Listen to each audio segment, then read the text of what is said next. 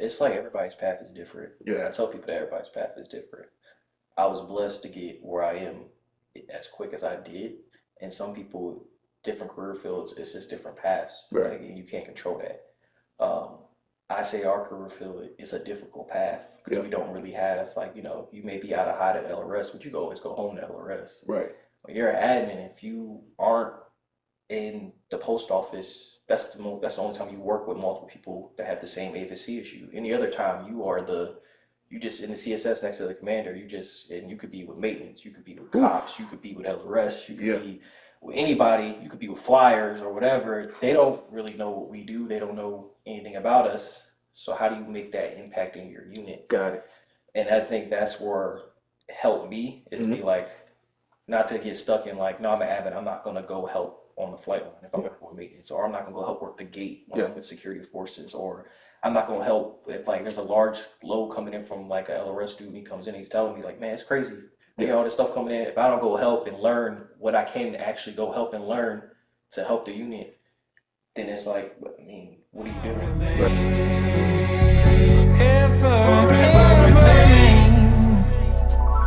Hey, they didn't think I would do it, but I did it.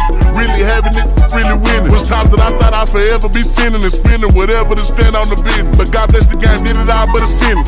All the shots they let off, but they ain't hitting.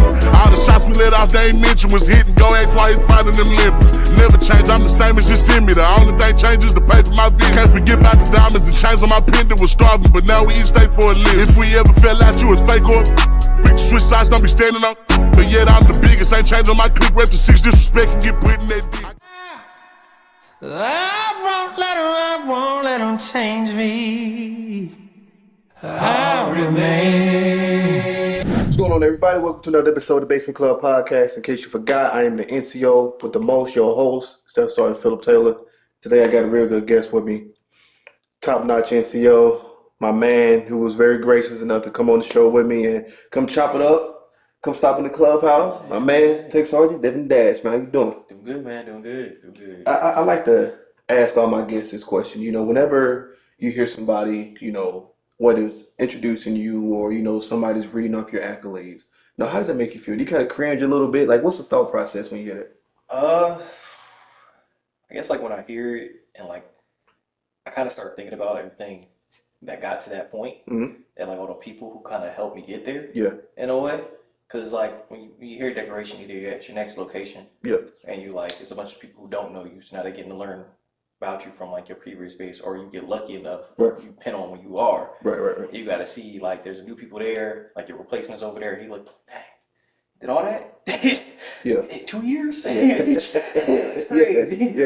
You got like, you know, your supervisor there or like that superintendent or whoever there, and they was like, yeah, they got to see you from when you first arrived at that base to like you got to this point, and it's like we did a lot in this amount of time. So it's kind of like a weird, like surreal feeling, but it's almost like it's either like a goodbye or it's like, hey, like a welcome, but it's like we expecting that same thing from you. Like usually you get your next place, like yeah, we expecting that again. I want to start here. So I know for most people, you know, growing up, the military is not really everybody's first choice. You know, when growing up for you, for a young Devon, how was it growing up for you? What did you do to keep out of trouble? What was your hobbies? Like what made you growing up? So, Army brat.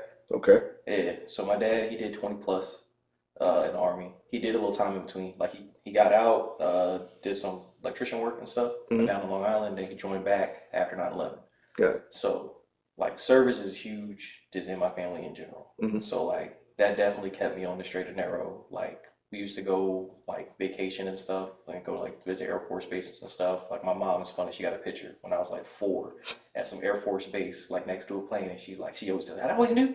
She's like, I always knew. Right. Be in the Air Force. So it's just kind of like, and then my dad was recruiting too when I was in high school and stuff for the Army. So like he's recruiting for the Army, but he's like, yeah, you should probably go the Air Force route. You don't want to go the Army route. Go Air Force route. So it kind of was like, I always knew like, hey, military is always an option. That wasn't my first option. No, I wanted to run track.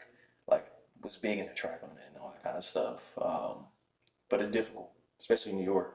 It's hard to stand out for your times against people who have no snow throughout the year. That's true. To really stand out. So it just really wasn't like a full-on option. Like it would have been a lot more difficult route for getting school and all that kind of stuff. Then I was like, man, if I join the Air Force, like Air Force has a track team, like I might as well do that. Yeah. That didn't work out for me because I ended up overseas at my first base. Right. But at the same time, it was like, you know, that was the mindset young coming in. It's like, you know, maybe I don't do the college route. I'll do like compete and just try to go like train up at some Air Force base or something like that. So that was kind of like my first thought when I first joined, until like reality starts to kind of set in. It's like, wait a minute, I gotta learn this job. Right. I gotta do CDCs. Right. Dang, I do want to get my degree at some point. Right. And then life starts happening too at the same time. So Right. definitely was a different route from when I first joined, different mindset when I first joined to when I actually like really started to see what the Air Force benefits really were. So was there any type of, reservation? Because, you said your father, he joined, Yeah. he was in, he got out, did some electrician work in Long Island. He joined after 9/11, Yeah. joined back after 9/11. Yeah.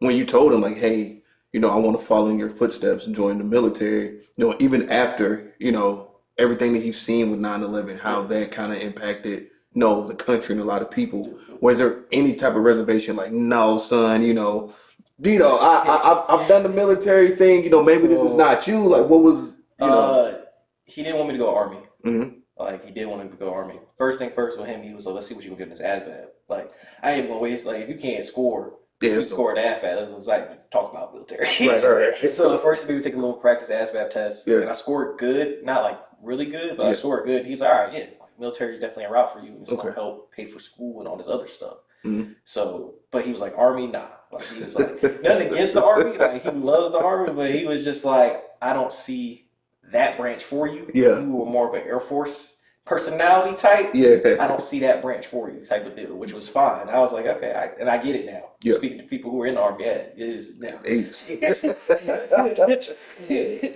I made the right choice. So you do join the Air Force.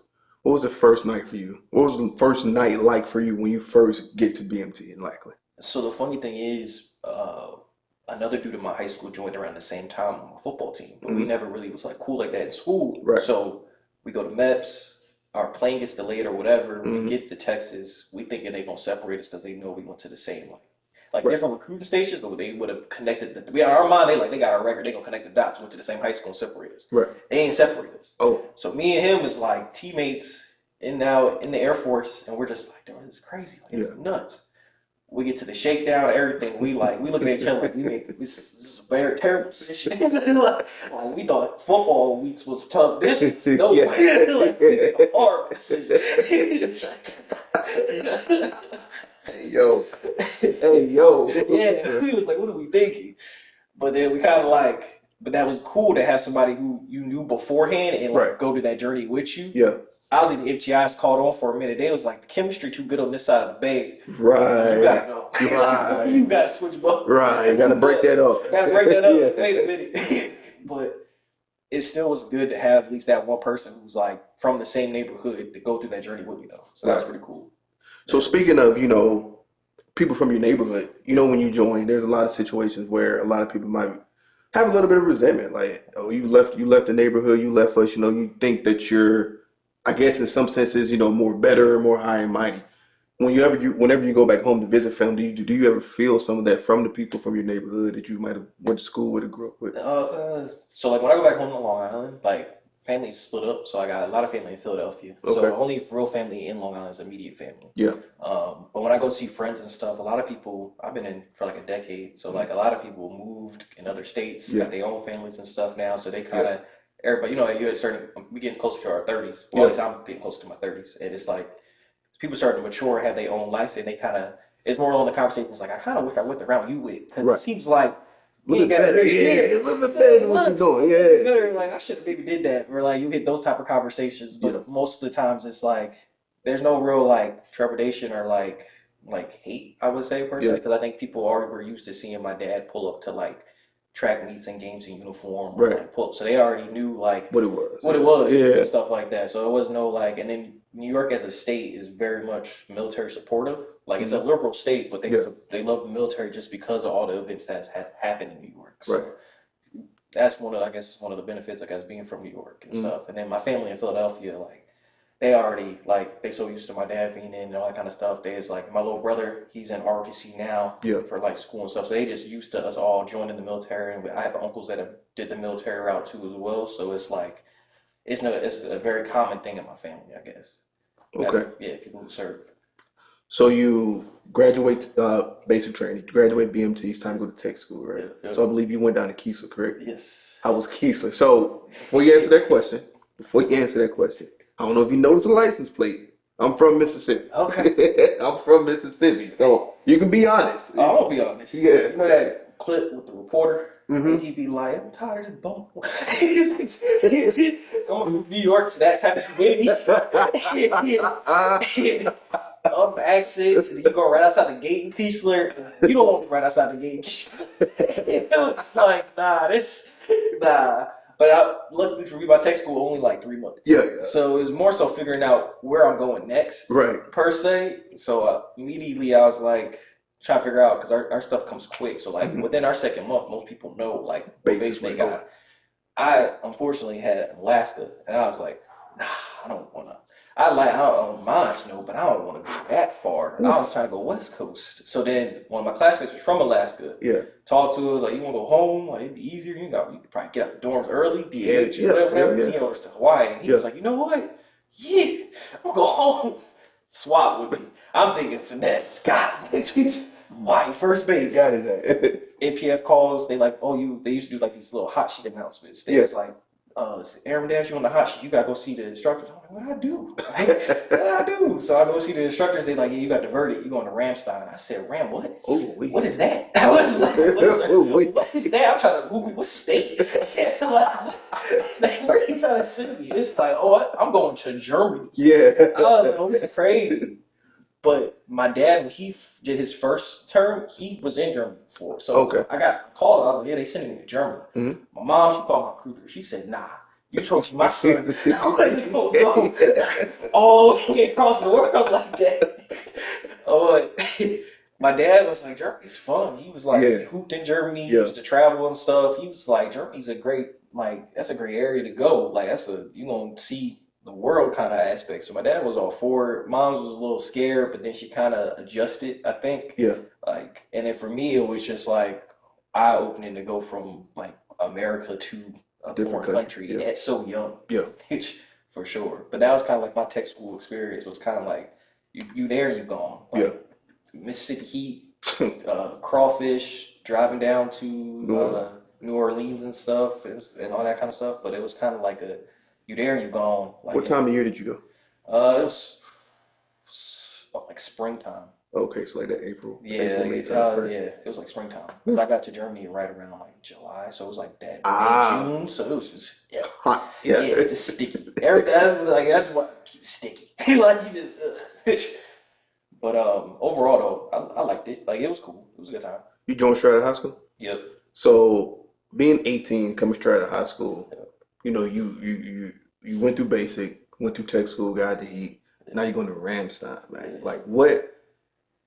I went to Japan my first base. I was 22, and when I got there, I was like, "This is nuts." Yeah. Like, how was it for an 18-year-old going overseas? So it's like, I land, I get picked up by like my sponsor and stuff, and they like take me to this spot. It's this restaurant called Big Emma's. Yeah. And they order drinks and all that kind of stuff, and they're like, "What you getting to drink?" I'm like, "I'm 18." Nah, I think they were trying to trap me. Yeah. First day. Yeah, they was first day. Yeah, they was like, "No, you can drink here at 18." Okay, what? Yeah, you can have it in the dorms or whatever. It's legal. So I'm thinking, I'm finna rock. Hennessy. I'm like, T.O. Try. Oh, I'm like, I want to know. Yeah, and then you kind of just start to like adjust though. You realize like, nah, man, that's not smart. Or you meet people who are like, manage your money better. Like, don't waste on that. Why are you making jungle juice with these premier liquors? What do you do? Like, you just learn. You start to learn real quick because you're so young. You just think like, I can just do whatever. Like, so that's the real thing. Exploring the villages, going out to K-Town to like experience that for the first time, and it was cool because I had one of my friends from basic and tech school there with me too. So he was like, we both were just kind of we battle buddies throughout them first like year and a half, almost 2 years there, like exploring countries, traveling, and just seeing stuff. Like I did one ITG trip my whole time there, Yeah. and I was like, I don't like people guiding me. I'm just doing stuff. I just want to go. Yeah, so doing it on my own. And one thing my supervisor was telling me, she was like, once you say you're gonna do something, you just do it. 'Cause Yeah. I remember at work one time I was like, I'm gonna get a tattoo, and they was like, all right, cool, you got a plan? I came back like 2 weeks later, Tattoo time. It was like, oh, okay. Like, it was like I just was real like just interested in exploring. Like I just wanted to know like the world per se. Like I was like, well, I'm over here, I might as well like try to explore with my little budget. Yes. So you in Ramstein, you know, you living it up, man. Again, shoot, Japan, top notch. Hope my wife doesn't see this. So you living it up. At what point while you're in Ramstein were you like, okay, maybe I need to start thinking about switching my mindset and how I attack, you know, this Air Force thing and the career and where I'm trying to go? Having a kid on the way. So being 19 and like, well, fresh 19 and learning like you got a kid on the way. Yeah. Definitely changed my mindset of like, I need to start managing my money better. Yeah. I got to slow down on the traveling. I got to start to kind of focus in on having a kid and so young and being like, all right, like I got to take this serious and all that kind of stuff and prepare, you know, for having a kid and like raising a child. So that kind of like shifted my maturity and like shifted my mindset to be like, okay, now it's not about me anymore. Right. I got a child. Like it's not about me anymore. So that definitely was like my light switch moment, I feel like early in my career. You get out of Ramstein, you get to your next base. Now, you know, just knowing Air Force career progression, you get more responsibility, make senior airman, eventually make staff. Now it's time for you to have troops. Yeah. You know, what was it like for you when you get those first set of troops, where it's 1 or 2? Like what was that?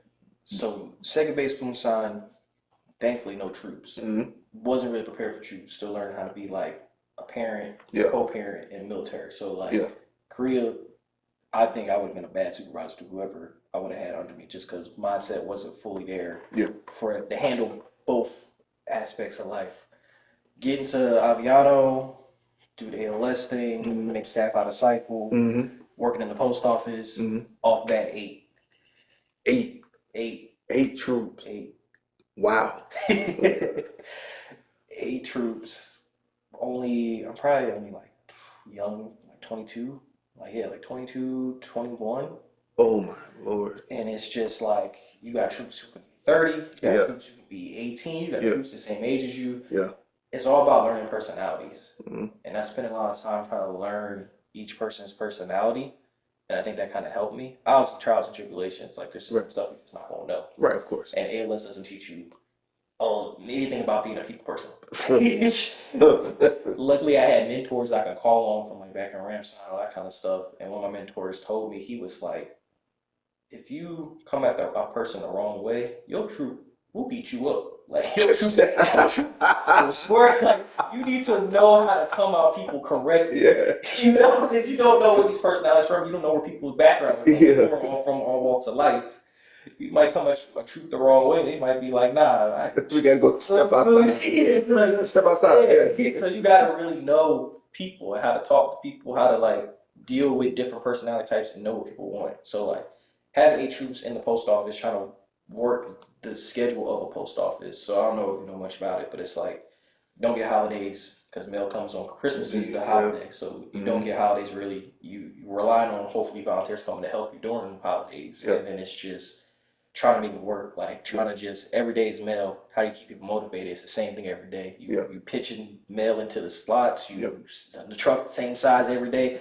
How do you keep people wanting to do this every day without being like, man, I didn't sign up for this. I thought I was gonna be I'm gonna be behind a desk doing paper pushing. All that. I didn't think I was gonna be out here doing cargo. Like, maybe really like it's a culture shock to most people when they get from admin to postal world. So like starting in postal world and then learning with all these different personalities and different troops, I think I found joy in it though, because it was like, I get to be a leader and I get to see what leadership styles don't work from previous leaders I had, and then also I get to see the growth of my people and I get to see where they are now at life, like at different points, like reaching back or just see on Facebook or whatever. It's like, oh, who would have thought this troop family making rank just like that, or this troop here got out the military but successful in this other life. Like you just never know where people will end up and stuff, and just seeing the growth of all them people. Like it's a good feeling. So I was like, I enjoy having troops, honestly.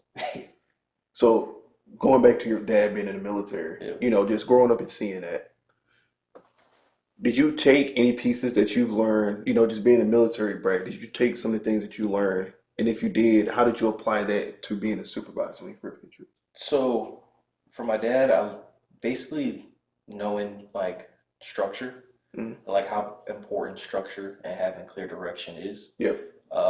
And then also sometimes knowing how to think outside the box, but within the parameters of the rule. Right. So like know your regs, like he would say, always say, know your regs, Yeah. but make sure you know how the regs can benefit you and benefit your people. Yeah. So you're not falling like victim to them.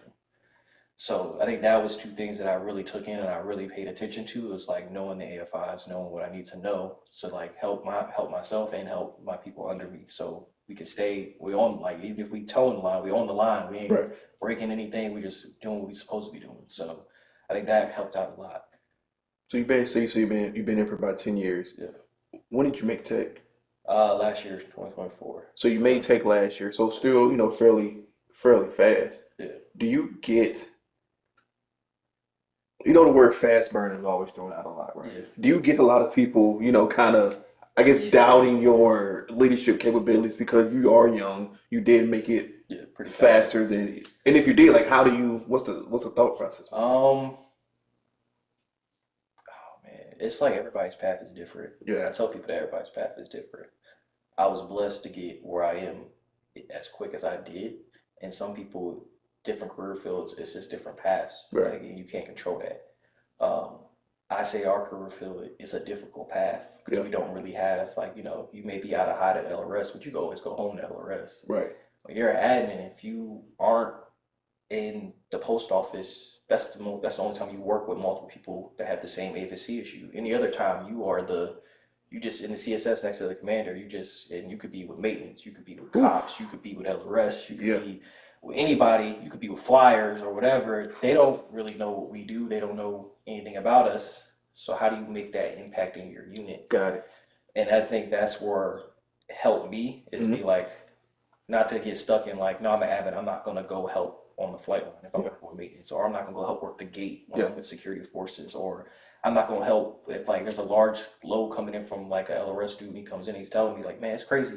They got all this stuff coming in. If I don't go help and learn what I can actually go help and learn to help the unit, then it's like, I mean, what are you doing? Right. Like, if you're just filling in what you're supposed to do, like that's your job. But when you start getting involved in things that you usually people wouldn't see you get involved with, I think that's where you really make an impact, and that's where people see the benefit of like, nah, Sergeant Dash is different. Like he gets his people involved in the mission more so than they need to be at points. Right. But it's I like, got but it's like for the benefit though. It's like nobody's gonna say no to not having extra hands. Everybody complains about manning. So Of I'm course, like, yeah. If we caught up on evals and we caught up on this and this, like, yeah, why can't we go help out? Yeah. It's another section that's struggling to help them get to where they need to get to, so maybe they people can get time off.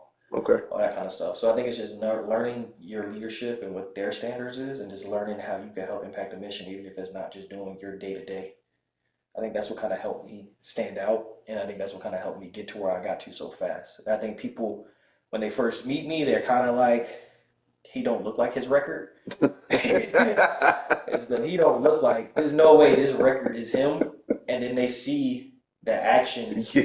and then they're like, okay, it's starting to click a little Yeah. bit. It's starting to click a little bit. And it's just, I think that's just how I've always been. It's just a hard worker. And I try to instill that in my airmen. Sometimes it helps them. Sometimes they be like, man, They ain't trying to all it's like the movie Hole. It's like, why we out here, Graham? Too damn bad. Too damn bad. Shit. Go out there. Go back out there. So it's just, but that's what worked for me. But like, I think going to NCOA was kind of like the real eye opener to like being a fast burner. Because in my mind, I'm like, no, I'm on pace. Like, Yeah. I'm on pace. But everybody there was like, man, I ain't put on tech till like 15, or I ain't put on tech till 13. I ain't put on. So I'm there like one of the youngest, not the youngest people in NCOA, but one of the youngest techs in the NCOA class already. And they're like, how you get the NCOA so fast? I was just, I don't know. They sent me. So it's just one of those things where it's like, you don't realize it until you get around people at least in like the schoolhouse environments, you Yeah. see how other people's career paths are, and you're like, dang, like, I'm somewhat lucky, somewhat blessed, and just right time, right place. Yeah. Yeah. So speaking of career paths, the career brought you here to Hanscom. Yes. Uh, initial thought. First initial thought of Hanscom. It's whatever. So, oh, man, I feel like nah, it's hard. It's crazy to explain. So for me, I was in Dover. Yeah. Dover really wasn't part of the plan either. So my wife was actually in active duty. Okay. When we were in Italy, she got orders to Japan, and so then I was like, when we were dating, she got orders to Japan, and I was like, all right, cool. I still didn't have anything yet when we were in Italy, so Yeah. I was like, all right, we get married, and then I'll probably get added to your orders in Japan. And I started talking to Japan's post office. They was like, get experience. We trying to get somebody with experience over here. We laughing at COs, so that already was going through. Air Force was like, nah, we got different plans. Y'all gonna go to Delaware. But I think it was a blessing and a curse because like Delaware itself is very small. It's very like you're close to the tri-state area. It's probably the closest I've ever been stationed to home per se. And that's my first stateside base. Right. For my wife, it kind of helped her get focused on her schooling because she wanted to be a dentist. Yeah. So she started working more towards her path while we were there. Even though like her unit, she didn't really like her unit there, but it helped her kind of focus in on like Right. her next steps for her career. Right.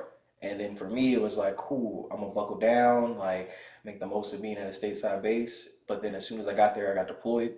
So it was like, hey, we welcome. We finna see you here. See you in 6 months. In 6 months. So then it was like, cool, come back. And then like a few months later, get picked for a TDY to go to Korea. So it was like, all right, cool. So I'm like in and out, I feel like Cool. while I'm Yeah. there. Yeah. Still doing stuff like when I'm there, I'm there. But Yeah. like still doing stuff, but I'm like in and out while she's there just going through and like doing all her studies and stuff to get accepted into dental school. Right. So she's actually a part of the healthcare profession scholarship program. Nice. So she got picked up for it, and then she applied to a bunch of dental schools, and Boston University was the school that picked her. Nice. So then we started working to try to get the joint orders so I can come to Hanscom. So it was kind of like I'm at Hanscom because of her. So I don't mind it. I'm like, hey, we here for the next. She finished up her first semester, so we here for the next 3 years. Yeah. But it's like it's all worth it in the end because she'll come out a captain. Yeah. With E5 pay, and then we can go wherever her residency is next, and then from that point it's wherever we want to go. Because officer world now, so it's just I'm just tagging along for the 20. Tagging along for the 20. But it's just I don't mind it. Like it's a small base, but I just came from a small base. But it's what you make it, and it's what the people make it. Yeah. So I think it's not that bad. What is something that the Air Force didn't prepare you for when it comes to being a supervisor or just interacting with your peers? The Air Force doesn't prepare you for. I think. The Air Force doesn't prepare you for the stuff you miss. So like being deployed, as much as I've deployed, being TDY, being overseas for like a decade, like you miss a lot of stuff that you just wouldn't know.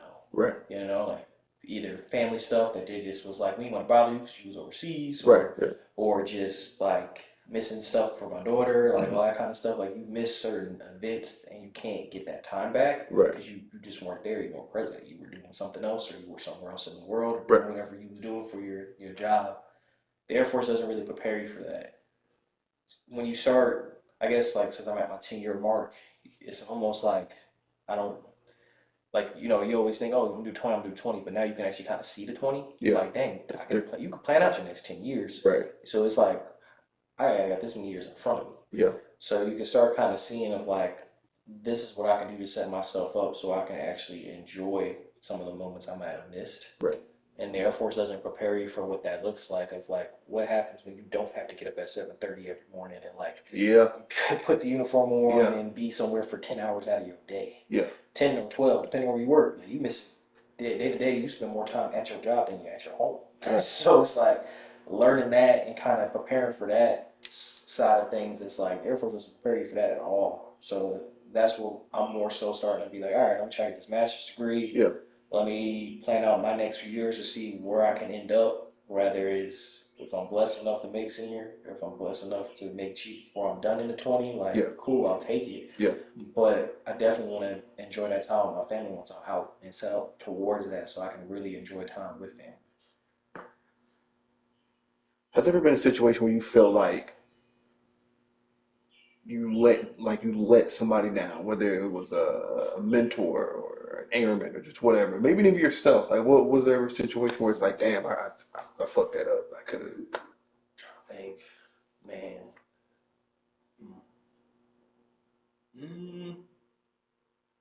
I guess military wise, like, once I had a troop, she's from Hawaii. Mm-hmm. So Hawaii, like, the air there and stuff is different. When you get to Apiano, people don't realize you're so close to the mountains. Yeah. So for her, like, she was like preparing for her first PT test because like all the rules changed and stuff. Yep. We did the whole practice, working out, running, all that kind of stuff. I didn't notice when we went to do the test because I was like, yeah, I'll take your test with you. Yeah. That she marked on there like, no, I'm not good to go on the test. Neither did the gym people. On the other hand, be like, nah, bro. They didn't even notice that she marked on there like, hey, I want to go to medical. Oh. So we're out there on the track. She starts to have like a legit asthma attack on the track. Yeah. Thankfully, like EMT, everybody was there and all that kind of stuff. And I'm thinking like, what happened? Like she was like, what happened? And then realizing that I missed that as the supervisor, that she said she didn't feel like she was ready. Right. That the gym people missed it, and I was like, that could have been way worse than what happened per se. Right. And then like I took that to heart. Like I could have me not paying attention, being just so quick to be like on the go. Yeah. Like I didn't take that 2 seconds or 3 seconds I should have took to be like, oh, she said she can't test us, so we're gonna take her to the medical. Yeah. So I think that moment for me was definitely an eye opener. Man, deployment stuff for sure. Yeah. Like when I was down in Cyprus, one of the dudes in the unit actually committed suicide. Mm-hmm. So that was a tough moment for sure of like just not catching, like you do all those trainings and stuff. Yeah. And you just did not catch that somebody was kind of off. Yeah. That one kind of like was hard for sure, especially in the male world where it's like you see stuff they bought and like beforehand, and then it comes in and it was like you had plans. You was buying protein and pre-workout and you was working towards something. You didn't just shop the shop. Like you was working towards something. So what happened in between that moment where you bought this like a week ago to now? Right. So like just those different aspects, those moments are always hard, I think. I know you said you were on the go, you were moving fast. Do you think that the Air Force has prepared you to slow down? Does the Air Force prepare you to slow down, or is it just so ingrained in you to go meet deadlines and do this and do that mission? Like, do they? I think once you make tech and once you want to make master and once you want to make senior, I think your days go slower, and it makes you slow down. Like as you get higher in the rank, like they say, like your hands are not going to be in the weeds all the time. Right. Like for me, it's like at this point, especially where I am now, having so many airmen and stuff under me, I can't do everything. Right. And I shouldn't. Like, how are they going to learn how to do their job when they go to their next unit and they may be in a CSS that's 1D, or they may be in a post office with a bunch of people, and it's like, well, Sergeant used to do that, or he used to do that, so I never touched it, and I don't ever want my people to be like, oh, I had Sergeant supervisor, and he's trying to do that, so I always like, makes sense. Like I gotta start, like your days slow down because you're not in the weeds of it, you're more so directed and trying to teach, and they're kind of slowing down to kind of be like, you gotta let them do it, and the way they think may be different than you, or the way you would have did it may be a little quicker than the way they did it, but you gotta think they're figuring it out as they go. So your days get kind of slower in that aspect, and it makes you slow down. And then you also always got to double check everybody else's work. So you spend so much time afterwards being like, yeah, they did it, but make sure, like, make sure they did it. So your days kind of start, that second half of your career, I think is when your days start to kind of slow down, because you're not so much the one out there trying to do it per se. You kind of got to make sure they do it right so it doesn't have to be done again. So I think that's where kind of, I guess, where I'm at right now. It's like learning how to just like, oh, nope, don't do it. Don't let them figure it out. Like, let them figure it out. So it's like, to an extent, because you don't want anything to get delayed per se, but Right. it's like, I can't go in and fix all the programs and then just be like, here you go. Like, everything, like, let Right. them build it up, let them learn, because Yeah. how else are they going to get better? So it's one of those incidents now where it's like, I'm being forced to kind of slow down and not just have everything done right away. What's your biggest regret so far? Biggest regret, man. I feel like, so I did a short tour within a long tour for deployment. Uh, Great experience, but I think I wish I wouldn't have took it, the short tour within a long tour. I wish I would have spent that time with my daughter more, because in hindsight, COVID happened. Yep. So I got stuck where I couldn't fly back to the States to see her, Yep. and then I just lost all that time. Yep. So when I finally got orders to the States and like got her, but I saw her before she was 3, now she's 5. Wow.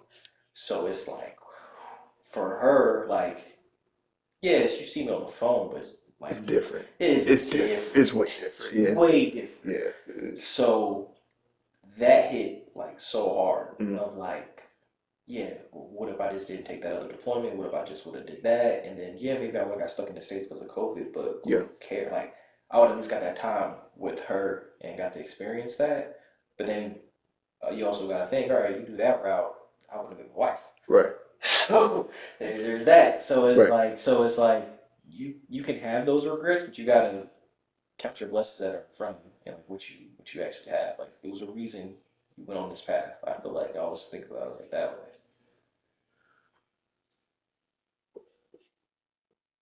So going back,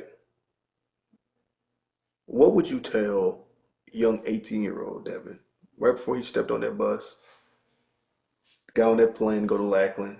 Like, what would you tell him? What is one piece of advice would you give him? Learn how to talk to people. Mm. Like, younger me, I feel like at New York, Yeah. like, very not aggressive, but just brutally honest. Yeah. And some people don't like that. Yeah. You could hurt people's feelings without knowing you were hurting people's feelings. Right. And so after the fact, when you meet up with them again and they like, oh man, here come Dash. Like, man, he finna. And then they be like, oh, they changed. It's like, well, yeah, you grow up, but like, knowing how your honesty can really affect people at that younger stage. Like, yeah, you may have just thought you was being cocky, or you may have just thought it was whatever, like trying to just get stuff done. But that stuff leaves a mark on people, Right. especially your peers. And when you run into them again, they expect one thing and they get a different thing. It's like they're happy. They're like, oh, you grew up, but at the same time, you think back and like, damn, was I really that much of like a jerk, or was I that much of like a was I a jerk? Was I a little too honest, or was I a little Right. too brutal, like with my interactions with people back then, than what I would be now? So it's kind of like learning how to. I would tell them, like, really think about what you say before you say it, Right. and think about the tone of your voice of how you say things, because you may not hear it, but people hear your tone and they take it differently.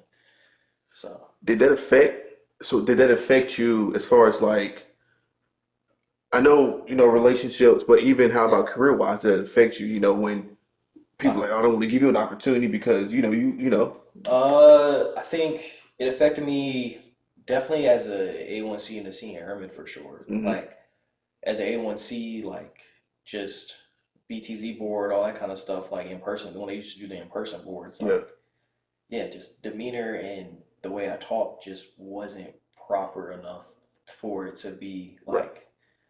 like, yeah, you a hard worker and everything, but ooh, like, yeah. So like learning that tone and all that kind of stuff, like the interactions, and then as a senior airman too, when you start to kind of have more responsibility, and you Yeah. got to train people, like Yeah.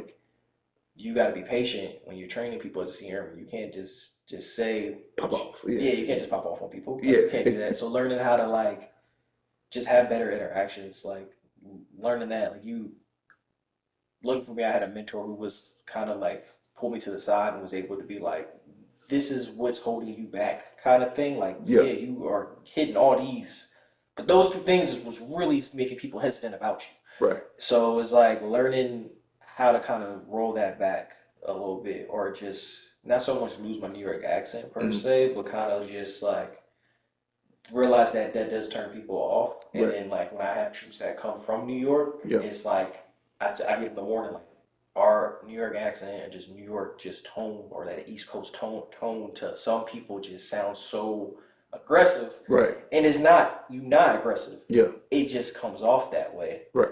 because of the New York. Yeah. Just like some people from Boston here, they may sound aggressive, they just that's just the accent. How they do it? This is how they do it here. So it's just learning that and learning like and helping them develop that too. Like, hey, when you're on the phone, answer the phone, like be careful, like slow down. Yeah.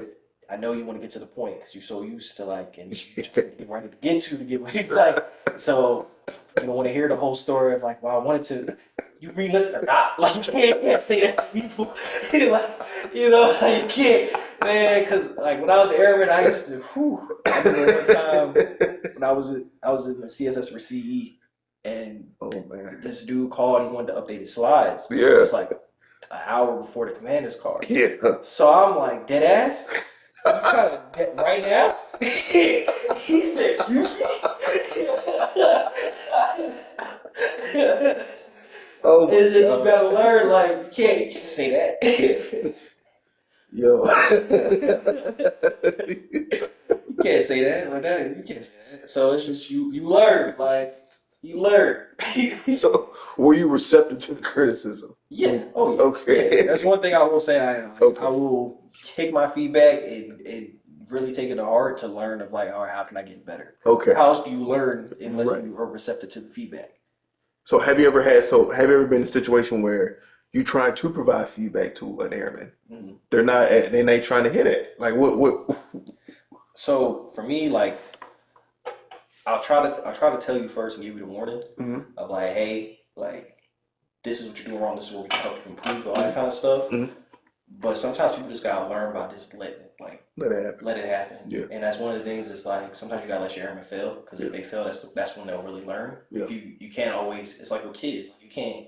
You keep telling them, put your hand in the stove, put your hand in the stove. Until they put that hand on the stove, Go they're ahead, like, touch oh my God. Yeah. Now you see why you cry.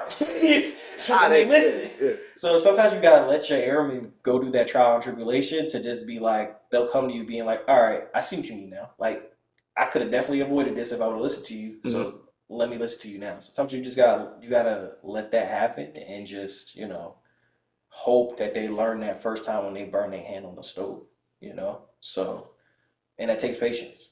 It definitely takes patience. Like some airmen I get, they get it the first time. Yeah. Some airmen I get, they're hard-headed, and Yeah. it's cool. We can be hard-headed, but that's why I take that time to learn like what they value. Right. Because for me, I'm like, yeah, paperwork works sometimes, but paperwork's not always the answer. That's true. Sometimes it's like it's time. Sometimes it's just like, hey, I'm see you at 6 a.m. We're gonna run. We're gonna hear this anthem every day. Like it just depends. Like it's just something else. Like are we gonna be cleaning? Yeah. It's just you gotta learn what that thing is. Like dang, bro. Like all right, how do I avoid that happening or that solution? Like. And I only got that from having the supervisor did it to me. Like I had a supervisor who was like, every minute you late, we staying 10 minutes late. Oof. So you learn. Like, I'm gonna be 15 minutes early. I'm not staying that late with you. Oh, Lord. And so you just learn from having them type of supervisors, and you be like, you know what, that was effective for sure. So it's just learning that and all that kind of stuff. So I think that's where I kind of do my airman. It's like.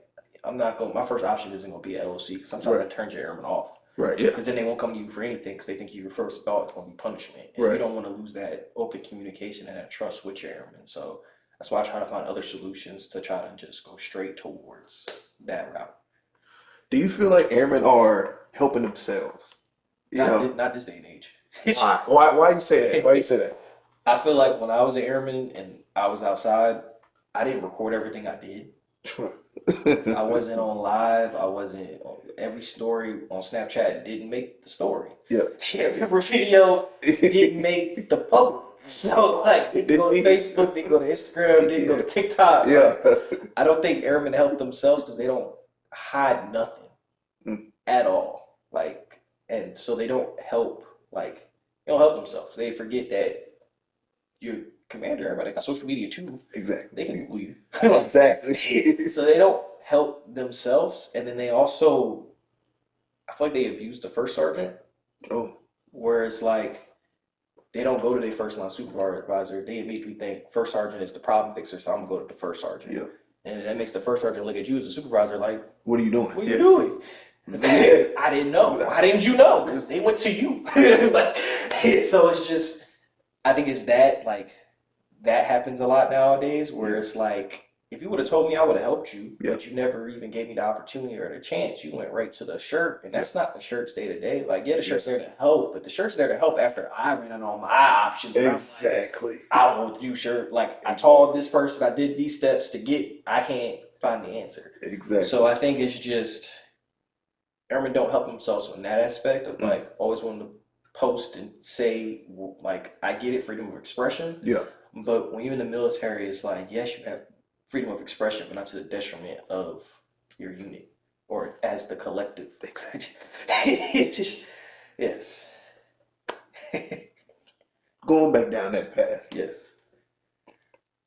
what would you tell an airman what would you tell an airman who just can't get it? You know what I mean? Like, how do you? I think it's when you have to have that real conversation with them of being like, so what happens? It's that tough conversation that most people want to avoid where you sit with them and you have to tell them like, all right, so what happens now when you want to re-enlist and the commander doesn't see you as retainable? Oh. You don't have your degree. Oof. You got this car payment because you bought this car when you first joined. Oof. Your spouse got a kid on the way, Oof. or you got it, or like, you just got married, you done brought them into this lifestyle, got them living on base housing, when you not allowed to be retained, when you can't pay this rent, what are you gonna do? It's all bad. These certificates and certifications you have in the military, they help, but they're not the end all be all in the civilian sector. Right. So like, what are you gonna do? And then when they have to really think about that and be like, dang, like that reality sets in, you can kind of see like, oh wow, they're not playing. Like, I might get kicked out, or I might get sent home or go back home. And then you also got to have that real conversation to be like, with some people to be like, if I called your mother right now and told her what you was doing in the military right now, how would you react? You know what? Let's find out. Call your mama. Like, let's see what she gonna say. Guarantee your airman gonna start to kind of switch up and be like, oh no, like, because that is embarrassing. Yeah. Like, no parent wants to get that call to be like, you sent your baby off to go serve the country, and the country like, we gonna send him back. He wild. You know what? We taking volunteers, but this volunteer we don't need. He wilding out. So it's like, that's a real conversation you need to have with your airmen, and I think a lot of people are afraid to have, or a lot of people just don't like conflict in the military. Yeah. But I think that's not so much an airman problem. That's a leadership problem that we have right now, where we're in this weird stage in the military where a lot of the old guard is from that generation of really, really hard up but wanting to be liked. Yeah. And then we have the new generation kind of sneaking into those ranks or starting to get there where they're like, no, it's not about being liked. We still need leaders, but you need to learn how to communicate to a generation that doesn't have the social skills, and they only flow through social media because they were locked in the house in them formative years for how to socialize. Yep. So they're a screen generation. They don't want to answer the phone to customer service. They rather IM you on Teams or email you. They want to have the AirPod in and work customer service. You can't do that, but you got to learn your airmen and learn of like, how do we make it work to an extent so they can still function? Yeah. Because they can't function. You can't just be like, oh, I'm taking everybody's phone on shift. Good luck with that shit. Good luck with that. Like, it's not gonna work. It's just not gonna work. This is a different generation. Yeah. Like, seeing my little brother and like, he's 20, he's getting his feet wet in like real world in college and ROTC and all that kind of stuff, and just seeing how he thinks and how he problem solves. It's way different than how I would do things, and it's only an 8-year difference between us. Yeah. But it's just, they're a different generation, man. Right. And certain leaders don't get it, And I respect the ones who are not getting it, and they're like, you know what? I think it's time for me to retire because my voice is just not being heard, Yeah. and I sound like a broken record. So Yep. maybe it is time for me to step back. Yep. Then you got the ones who they don't have that next, like I said, they didn't have that next chapter planned out, and Right. they want to stay, but that voice is just not. It's not there. It's not there. Yep. It's not being heard, and they getting upset. They want to blame the NCOs and be like, y'all ain't doing the standards. Y'all ain't did the. And it's like, no, we are. You just got to understand, this is a New generation. the new generation. Hawaiians are crazy out They for them, it was hard enough to cut the dreads to join. Now you want them to just be in here clean shaven all the time. Like, it was hard enough for them to do that. So, like, you got to understand, like, but it's just the cultural differences. It's the learning how to, you have to spend that time to learn that next generation. Yep. And this generation is a very divided generation because they went through a really tough time with a lot of divisive just social media and just a lot of divisive leadership for the country. So they're coming in with, they're on one side of the aisle or on another side of the aisle. Right. And they don't realize the military is not favoritive to either side of the aisle. Exactly. We are a collective team, and they trying to learn how to be team players. Yeah. And some of them are adjusting, some of them aren't adjusting, some of them didn't think this is what it would be like. Yeah. But a lot of them, they only know how to voice them frustrations through social media, Right. for better or for worse. Right. And some leadership gets it, some leadership don't. But I think it just takes time. Like, you really gotta, not to say you have to try to stay hip and cool on every slang or every little thing, but it wouldn't take so much at your time of day to learn what a YN means. I learned what some of this stuff means. If you hear it, you'd be like, wait a minute. What do you? Yeah. What do you mean by that? So I think that's where we are in the military right now. We're in that weird transition phase of generational gaps. Yeah. That some of them are starting to retire and starting to get out, and you're starting to see that younger leadership kind of get into them roles. And we're in a weird time right now, especially with just everything going on. We're in a really weird time. Last one for you. All right. It's a 2-part question. All right. So first one's for your brother. Yeah. So you see he's going through ROTC right now. Yep. What is one piece of advice you would give him before he starts his military journey? Then he starts being a little lieutenant out there, man. Yeah, because these officers. Yeah, it's a different game than enlisted, but I work with enough officers to see like the difference of the game. But he's gonna be an Army lieutenant at that. Okay. For what I tell him is like